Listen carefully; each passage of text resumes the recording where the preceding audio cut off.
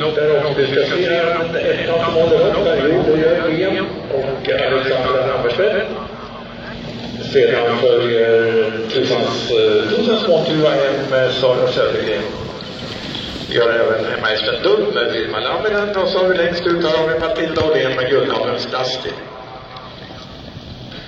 Vi har även en annan hemmahäst där, Zenit med Alexandra Johansson.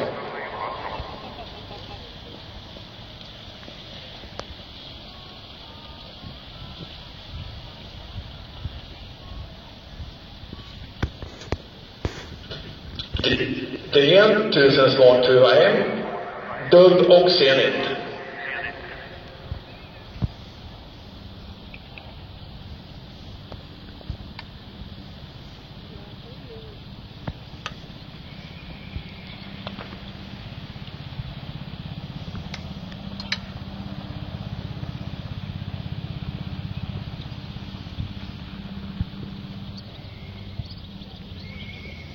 Då är de sida vid sida där. Vi ska se om det kan vara på Solvalla som vad den samlar nu.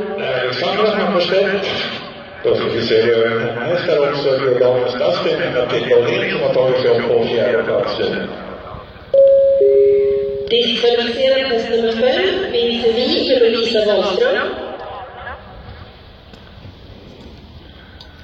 Då ska vi se när jag svänger in här på loppet här i den snabba sprinten. Det ska vara Alexandra Hammerstedt. Det är mot denna dag Karin Rönnqvist där som leder på upploppet. Ska vi se om det kan föra ihop sig här nu. Det gör jag också. Det är inte klart än här på det. Närmar sig mer och mer här nu. Ska vi se om de dyker upp här.